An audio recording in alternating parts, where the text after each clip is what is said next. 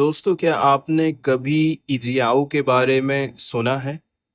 ये जो चीज़ आपको दिखाई दे रही है इमेज में, इसके बारे में सबसे पहले हमें समझना ज़रूरी है। चाइना में इजियाओ की डिमांड रिसेंट डिकेड्स में काफ़ी ज़्यादा सर्ज हुई है। इसको इम्यून सिस्टम इम्प्रूव करने और एनीमिया की रोकथाम के लिए फायदेमंद माना जाता है। आल्दाउ साइंटिफिक प्रूफ नहीं है, फिर भी ये चीज़ बनाई जा रही है, इसलिए ये काफ़ी ज़्यादा इम्पोर्टेंट हो जाता है हमारे लिए। तो देखिए, यूके बेस्ड चैरिटी की जून में एक रिपोर्ट आई थी। इसके मुताबिक हर साल लगभग 6 मिलियन डंकी स्लॉटर हो रहे हैं। मतलब इनको कहाँ भेजा जा रहा है? कत्ल खाने में भेजा जा रहा है, ताकि उनके हाइड्स मतलब चमड़ी से इजियाओ बनाया जा सके।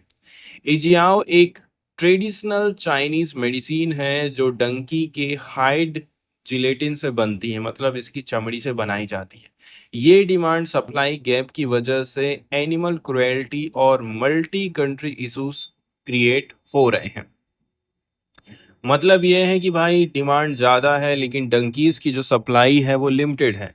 इसी की वजह से लार्ज स्केल स्लॉटर और इलीगल ट्रेड हो रहा है डंकीज का। इसके बाद चाइना में जो डिमांड है तेजी के साथ में सर्ज होते जा रही है।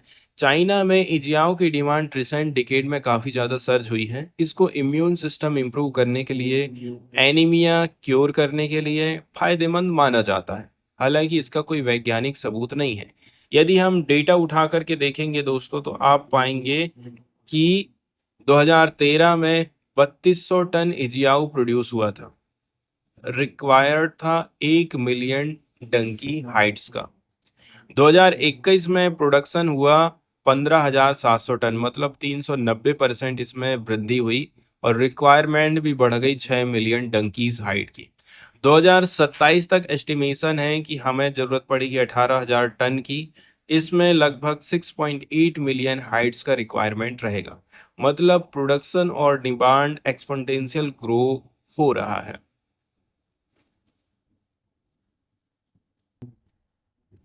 इसके बाद यदि हम चर्चा करें दोस्तों, चीन में डंकीज की जो पॉपुलेशन है काफ़ी ज़्यादा डिक्लाइन देखने को मिली है।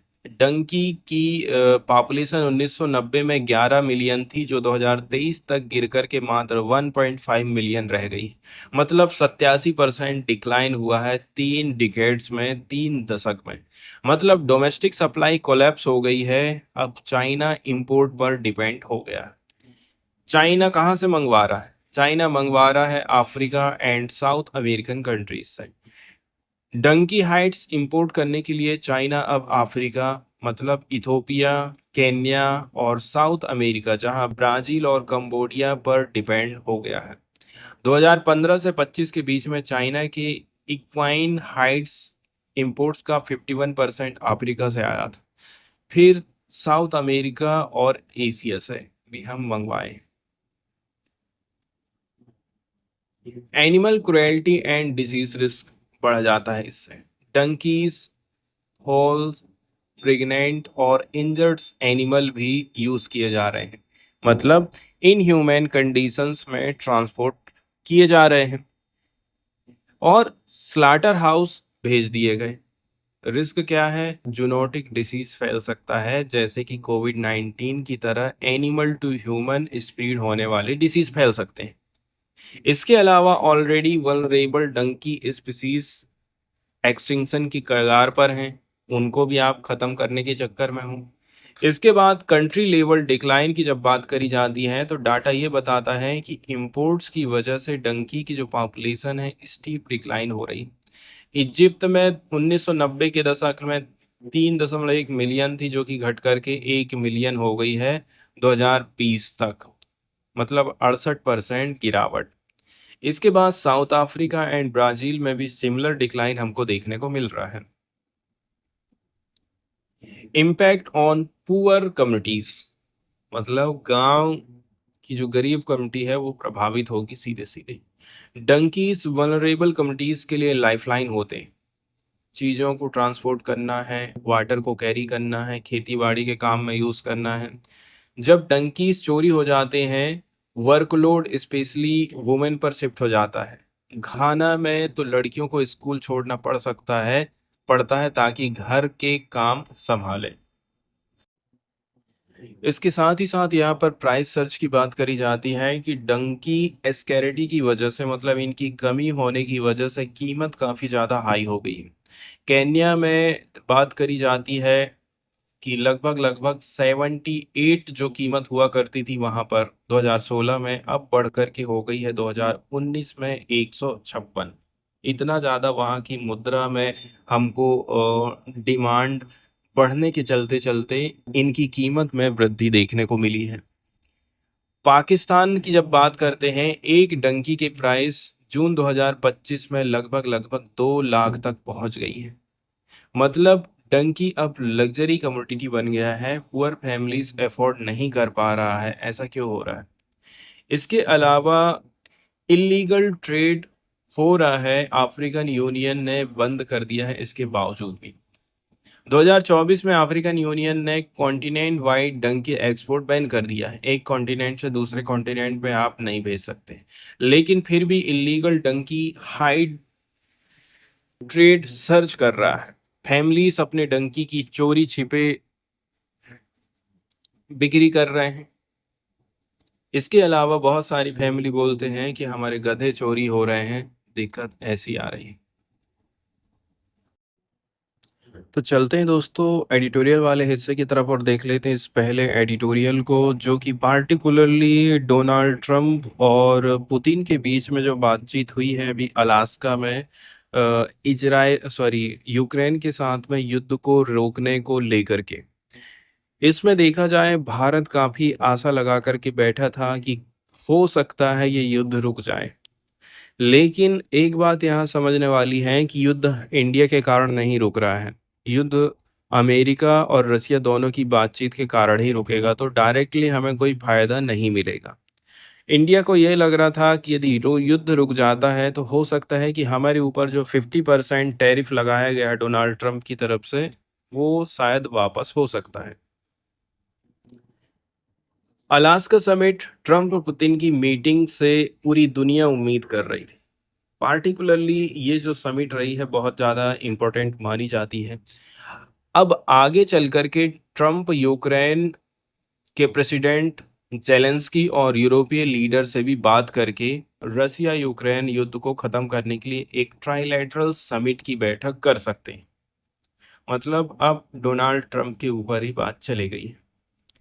लेकिन इंडिया के पर्सपेक्टिव से ये जो मीटिंग है उतनी ज़्यादा फायदेमंद नहीं रही है। इंडिया ने ये सोचा था कि उसके दो क्लोज फ्रेंड हैं, दोनों ही यूएसए भी है और रसिया भी है।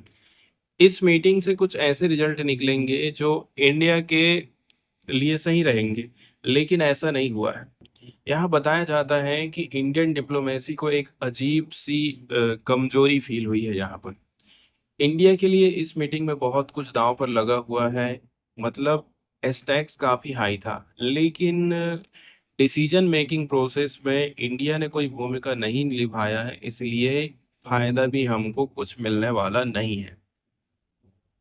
ब्रॉड लेवल पर मोदी गवर्नमेंट ने ये उम्मीद किया था कि अमेरिका और रसिया में यदि संबंध बेहतर होता है, ठीक है, जिसको इंग्लिश में यहाँ पर थाव बोला जाता है, तो यूएसए का वो जो प्रेशर डाला गया है भारत के ऊपर में कि तेल मत खरीदो, तेल खरीदोगे तो हम आपके ऊपर 50% टैरिफ लगाएंगे, ये प्रेशर कम हो जाएगा।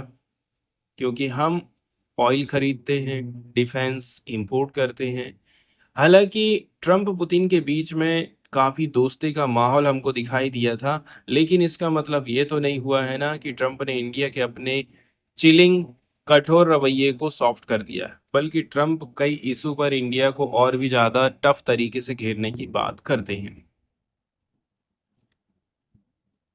भारत ने तो ये सोच के रखा था कि यूएसए इंडिया पर जो 25% सेकेंडरी सैंक्शन लगाने वाला है, लगा दिया है समझ लो, लगाना क्या है, उसको वापस ले लेगा। इंडिया यूएस ट्रेड टाग जो होने वाली है वो फिर से चालू हो जाएगी। 25% जो रेसिप्रोकल टैरिफ चल रहा है इंडिया यूएस में, ट्रेड वार जैसा पहले से जो लगा है उसमें कुछ सुधार हो जाएगा, लेकिन ऐसा कुछ भी नहीं हुआ है। इसके अपोजिशन में आप देखेंगे कि ये चीज भारत को काफी ज्यादा भारी पड़ रही है। पीटर नेवोरो, ट्रंप के सीनियर ट्रेड एडवाइजर, ने फाइनेंशियल टाइम्स में एक बहुत ही कड़े शब्दों वाला आर्टिकल लिखा था जिसमें बोला था, इंडिया जो तेल खरीद रहा है पुतिन से, वो रसिया की वार मशीन को फ्यूल देने का काम कर रहा है। इंडिया रसिया से ऑयल खरीद करके इनडायरेक्टली रसिया की वार इफोर्ट को सपोर्ट कर रहा है। उन्होंने क्लियरली बोल दिया था अमेरिका का डबल टैरिफ पॉलिसी, मतलब सैंक्शन भी है और टैरिफ भी, एक टू प्रोन्स्ड अटैक है जिसका मकसद है इंडिया को रशियन ऑयल खरीदने से मना करना। इंडिया के मार्केट एक्सेस रिस्ट्रिक्शन, मतलब इंडिया ने यूएस गुड्स पर जो लगाए हैं इसको टारगेट करना, मतलब हम टैक्स लगा रहे हैं तो वो भी टैक्स लगाएगा। आगे के पैराग्राफ में बताया जा रहा है कि इंडिया की पॉलिसी में कोई बदलाव नहीं आया है, लेकिन ट्रंप ने एक और जगह मोदी सरकार को चैलेंज कर दिया है, वो है ऑपरेशन सिंदूर 7 से 10 मई के बारे में। मोदी सरकार कह रही है कि सीज फायर इंडिया की डिप्लोमेसी से हुआ है, इंडिया को कोई नुकसान नहीं हुआ। ट्रंप का काउंटर नैरेटिव है सीज फायर अमेरिका के मीडिएशन से हुआ है और उसने ट्रेड लिवरेज से इंडिया पाकिस्तान को रोक दिया है, नहीं तो बहुत ज्यादा नुकसान हो जाता भारत को, पाकिस्तान को। ट्रंप ने कहा है कि सीज फायर का श्रेय उन्हीं को जाता है।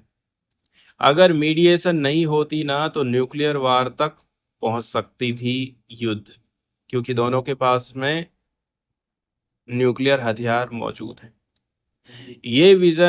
ये वर्जन मोदी सरकार की स्टोरी से बहुत अलग है, क्योंकि मोदी गवर्नमेंट कहती है कि इंडिया को कोई लॉस नहीं हुआ है। इसका मतलब ये हो गया है कि ट्रंप पुतिन की दोस्ती रसिया के लिए तो फायदेमंद हो सकती है, लेकिन इंडिया की तरफ कठोर रुख जो बना हुआ है वो जैसे कि वैसे ही रहेगा। सेकेंडरी जो सैंक्शन अमेरिका ने लगाया है असल में रसिया को पनिश नहीं कर रहा, बल्कि यूएसए के पावर गेम से ही है। यूएसए खुद रसिया से तो ट्रेड कर रहा है, चाइना इंडिया से कहीं ज्यादा रशियन ऑयल खरीद रहा है, लेकिन ट्रंप ने सैंक्शन सिर्फ इंडिया पर लगाया है। मतलब इंडिया को पनिश करना प्लस रसिया को सेलिब्रेट करना प्लस चाइना को इग्नोर करना साफ संकेत है कि ट्रंप के असली मोटिव्स कहीं और है, कुछ और ही वो सोच रहा है। बहुत सारे विश्लेषकों का कहना है कि ट्रंप इंडिया से नाराज है। क्यों नाराज? मोदी ने ट्रंप के मीडिएशन क्लेम को इग्नोर किया। पहली बात, मोदी ने यूएस के प्रेशर को रिजेक्ट कर दिया जब उन्होंने कहा था कि पाकिस्तान लीडरशिप से रियाद या फिर वाशिंगटन में बैठिए। 17 जून की मोदी ट्रंप कॉल बहुत एक्रीमुनियस थी, मतलब कटु और ऑकवर्ड रही थी। ट्रंप का असली गोल क्या है? खुद को पीस मेकर दिखाओ, नोबेल पीस प्राइज के लिए इमेज बनाओ, लेकिन मोदी सरकार ने ऑपरेशन सिंदूर सीज फायर का श्रेय ट्रंप को नहीं दिया है। इससे ट्रंप नाराज है। एक रीजन ये भी हो सकता है। अब दिलेमा यह है कि क्या इंडिया यूएस की हर डिमांड को पूरी करेगा या फिर वेट करेगा। ट्रंप को जो करना है करने दो, फिर बाद में इंडिया अपनी फॉरेन पॉलिसी को एडजस्ट करेगा। शायद बेहतर होगा कि इंडिया अपनी एनर्जी अन्य देशों और रीजन की तरफ लगाए। मोदी के अपकमिंग डिप्लोमेटिक कैलेंडर में इंडिया के पास नए ट्रेड और डिप्लोमेटिक ऑप्शन अभी अवेलेबल हैं। जापान जाएंगे, चाइना में एससीओ की मीटिंग है, यूएस में यूएनजीए की मीटिंग होगी, साउथ अफ्रीका में G20 का समिट होगा और पुतिन इंडिया आने वाले हैं। मतलब अमेरिका को छोड़ो, अब बहुत हो गया है, आगे बढ़ो। लेकिन अनसर्टेनिटी है। Quad summit India US Japan Australia इस साल का इंडिया होस्ट करेगा। ये इंडिया यूएस टाइज के लिए एक लिटमस टेस्ट होने वाला है। फिर भी देखा जाए तो अनसर्टेनिटी बनी हुई है। ट्रंप इंडिया आ रहे हैं कि नहीं आ रहे? अगर ट्रेड डील नहीं हुई तो शायद वो अवॉइड करें, और अगर वे आ भी रहे हैं तो क्या मोदी गवर्नमेंट उनको रेड कारपेट वेलकम देगा या फिर ठंडा रिस्पॉन्स रहेगा? ये सारी चीजें भी यहाँ पर इंपॉर्टेंट हो जाती हैं। आगे आर्टिकल कह रहा है कि हम इंडिया को एक की लर्न से समझने की जरूरत है। नॉट टू लेट समिट्री मतलब बिग लीडर टू लीडर जो इवेंट्स होते हैं, ऑप्टिक्स हैं एंड पर्सनल केमिस्ट्री है, ये चीज ओवरशैडो कर देगी इंडिया के ब्रॉडर नेशनल इंटरेस्ट को। पीएम मोदी की जो फॉरेन पॉलिसी स्टाइल है, इसने रिवॉल्व कर दिया है direct leader to leader connection को, with heavy focus on public display like rally, joint appearance and symbolic ceasefire. मतलब इंडिया के लिए क्या लेसन हो सकता है?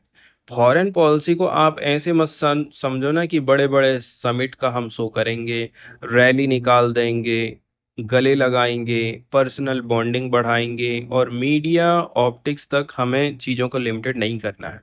मोदी सरकार की फॉरेन पॉलिसी स्टाइल पिछले दशक से लीडर टू लीडर केमिस्ट्री पर टिक गई है, जैसे कि हाउडी मोदी टेक्सास 2019 में, नमस्ते ट्रम्प गुजरात 2020 की जो रैली निकली थी, बार बार हैंडशेक करना, एम्ब्रेस करना और पीएम को दिए जाने वाले सिंबॉलिक ऑनर्स को सक्सेस हम मान के चले थे।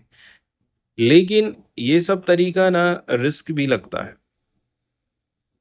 चाइना के केस में मोदी और जिनपिंग की 18 बार की वन ऑन वन मीटिंग हुई है 2014 से 19 के बीच में। तो एलएसी ट्रांसग्रेशन और गलवान क्लैश को ये चीज नहीं रोक पाई है। मतलब पर्सनल बॉन्डिंग ने असली प्रॉब्लम को खत्म नहीं किया है। यूएस के केस में ट्रंप के साथ इतनी बड़ी रैलीज और अर्ली इंगेजमेंट हुए हैं, फरवरी 2025 में भी हुआ, ठीक है। इसके बावजूद भी आप देखेंगे ट्रंप की पॉलिसीज इंडिया के लिए काफ़ी ज़्यादा हार्ड ही रही है, टफ ही रही है। इसलिए ज़रूरत है कि इंडिया सब्सटेंस पे फोकस करे, ना कि सिर्फ अपने स्टाइल पर। लेकिन प्रॉब्लम है कि ट्रंप का सिस्टम अलग चल रहा है। ट्रंप फॉरेन पॉलिसी डिसीजन खुद ले रहे हैं और उनके आसपास छोटा सा ट्रस्टेड ग्रुप है।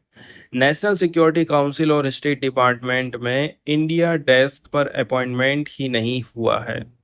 मतलब कोई रेगुलर डिप्लोमेटिक हम चैनल बना के नहीं चले।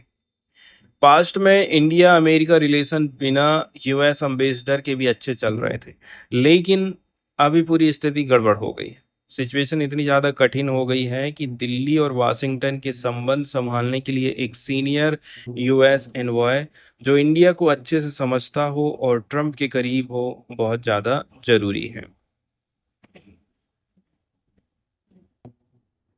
इसके बाद थर्ड लेसन इंडिया के लिए क्या है? वो है reclaim bye partnership in diplomacy. मतलब यूएस जैसे देशों में दोनों राजनीतिक पार्टियों से हमारे रिश्ते अच्छे होना चाहिए, क्योंकि कोई भी सत्ता में आ सकता है। जैसे कि ट्रंप मोदी रैली हुई थी 2019-20 यूएस प्रेसिडेंशियल इलेक्शन से ठीक पहले हुई थी। इससे डेमोक्रेट जो बाइडेन नाराज हो गए थे और बाद में मोदी सरकार को बाइडेन एडमिनिस्ट्रेशन के साथ टाइस में सुधारने में मेहनत करना पड़ गया। फिर जब मोदी ने 2021, 23, 24 में यूएस जाकर बाइडेन से मुलाकात करी, लेकिन ट्रंप से आप मिले नहीं, ट्रंप हो गए नाराज। मतलब इंडिया अगर किसी एक पार्टी से ज्यादा जुड़ाव दिखाता है तो दूसरी पार्टी के साथ रिलेशन हो जाते हैं खराब। यही प्रॉब्लम पड़ोसी देश के साथ भी है, बांग्लादेश, श्रीलंका, नेपाल, मालदीव के साथ में भी यही चीज है ना, जब इंडिया ने लोकल पॉलिटिकल बैलेंस नहीं बना पाया। इसके बाद फोर्थ लेसन ये मिला है कि इंडिया को प्रिंसिपल्ड फॉरेन पॉलिसी पर टिकना चाहिए, ना कि रिजीम को खुश करने के लिए। जैसे 2018 में मोदी सरकार ने ट्रंप की धमकी मान लिया, ईरानियन और वेनेजुएला ऑयल इंपोर्ट रोक दिया। अब ट्रंप फिर वही कह रहे हैं रसिया से तेल मत खरीदो। दिक्कत यह है अगर हर बार इंडिया यूएस की बात मान लेगा ना तो दो नुकसान होगा, इकोनॉमिक लॉस होगा, सस्ता तेल आप छोड़ रहे हो, पॉलिटिकल रिस्क भी रहेगा। इंडिया इनडायरेक्टली अमेरिका की फॉरेन पॉलिसी का हिस्सा बन जाएगा, जो उसके अपने नेशनल इंटरेस्ट से मैच नहीं करने वाला है। इसके अलावा counter measures and agency, India को अमेरिका के ऐसे कदमों के खिलाफ काउंटर मेजर तैयार रखना चाहिए जो सीधे इंडिया के इंटरेस्ट को हर्ट कर रहे हैं, जैसे reciprocal and penalty tariff. Indian export globally uncompetitive बना देंगे, हम माल बेच ही नहीं पाएंगे। Curbs on US manufacturing in India, इससे मेक इन इंडिया पर असर पड़ेगा। Remittance tax on Indian in US, India Indian जो लोग वहां रह रहे हैं, रेमिटेंस जो आ रहा है उसको नुकसान पहुंचेगा। कुल मिलाकर के आप ये समझ लीजिए कि पॉलिटिकल बैलेंस बना के चलना है दोनों पार्टी में, चाहे वो डोनाल्ड ट्रंप की हो चाहे वहां पर अपोजिशन की पार्टी। ठीक, ये चीज साउथ एशिया में भी हमको ध्यान रखना है। इसके बाद स्टिक टू प्रिंसिपल, इंडिया को अपनी यूएन बेस्ड सैंक्शन पॉलिसी पर टिकना चाहिए। ठीक है, आप ये समझ लो कि ईरान, वेनेजुएला, रसिया, ऑयल का केस ने बता दिया है, अमेरिका को पुश करोगे ना तो इससे आपको नुकसान ही होगा, फायदा कुछ नहीं होगा।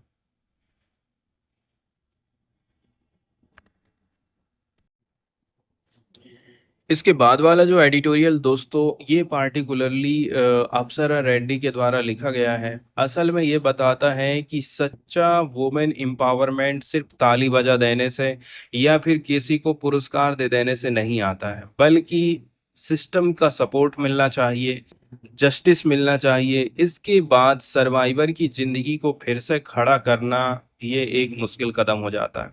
पार्टिकुलरली यहाँ पर रेप के संदर्भ में बातचीत हो रही है। ठीक, कि यदि किसी लड़की का रेप हो जाता है तो सरकार का सपोर्ट उसको मिले, कोर्ट का सपोर्ट मिले, इसके बाद सर्वाइवर फिर से अपनी जिंदगी जी पाए। इसको फिर से खड़ा करना ही असली वुमेन एम्पावरमेंट होता है। ठीक है, इसको समझते हैं। प्रज्वल रेवन्ना ट्रायल की बातचीत हो रही है यहाँ पर दोस्तों। आथर ने शुरुआत में प्रज्वल रावन्ना जेडीएस के पूर्व एमपी रहे हैं, इसकी ट्रायल का एग्जाम्पल दिया। नॉर्मली ऐसे केस में पावर, पैसा, पॉलिटिकल इन्फ्लुएंस और लीगल टैक्टिक्स, इससे जो विक्टिम है, जो लड़की है, वो दब जाएगी, वो कुछ प्रयास ही नहीं कर पाएगी डर के मारे। लेकिन यहाँ पर 47 year old domestic help made, जिसके पास ना पैसा था ना पॉलिटिकल पावर थी, इसके बावजूद भी उसने पावरफुल व्यक्ति के खिलाफ हिम्मत दिखाई। उसने ना तो पीछे हटना चुना और ना ही चुप्पी साधी है। मतलब ट्रू एम्पावरमेंट तभी होगा जब कमजोर बैकग्राउंड वाली औरत भी पावरफुल लोगों को कोर्ट में कटघरे में खड़ी कर सके। इसके बाद language of empowerment versus reality की बात करें। ठीक है, इंडिया में हम अक्सर एम्पावरमेंट की लैंग्वेज यूज करते हैं, वुमेन सीईओज को सम्मानित करते हैं, कॉन्फ्रेंसेस, अवार्ड्स, मैगजीन कवर निकालते हैं।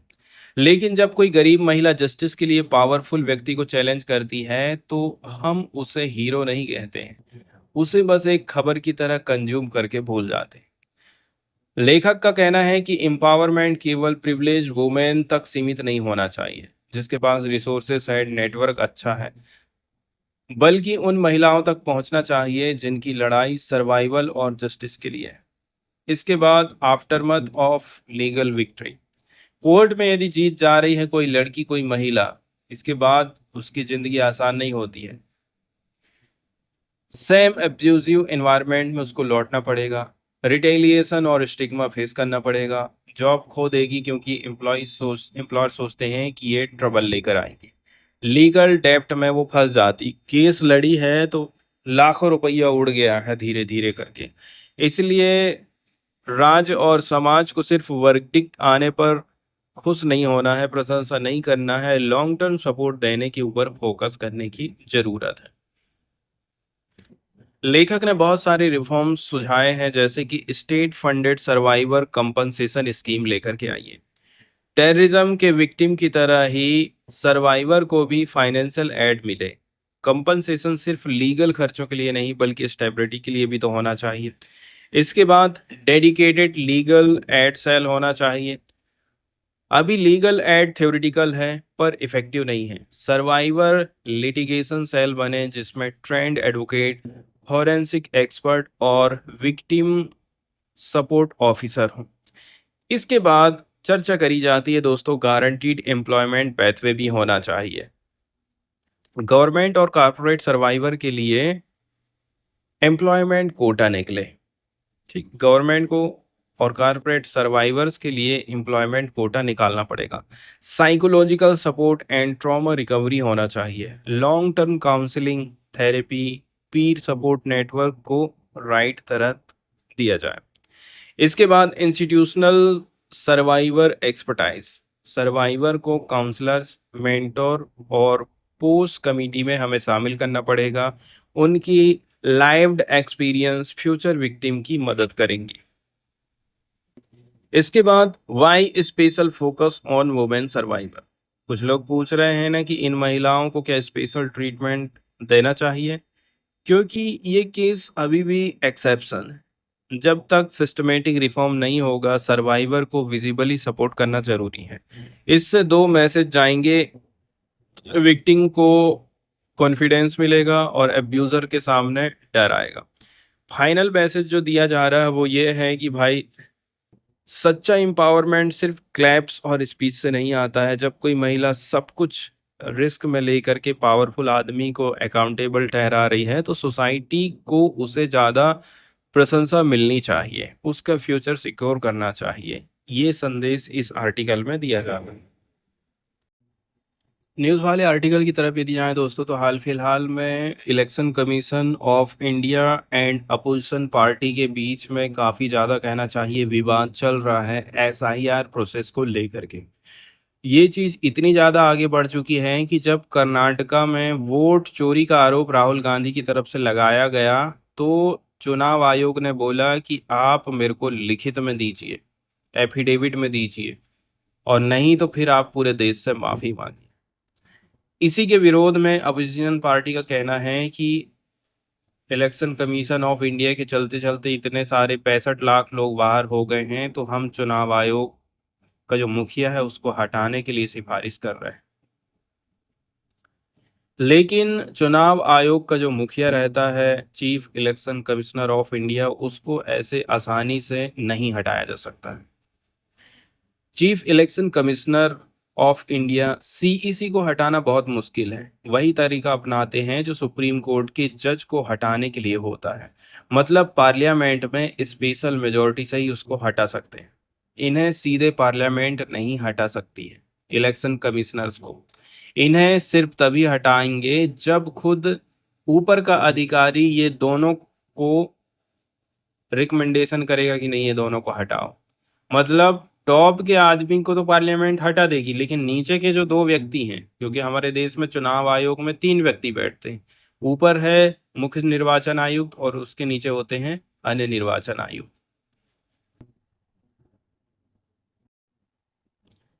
इसके बाद यदि हम बात करें दोस्तों, पार्लियामेंट कैसे करके इनको हटा सकती है, तो पार्लियामेंट में स्पेशल मेजोरिटी से हटाने की प्रक्रिया दी गई है आर्टिकल 345(5) में।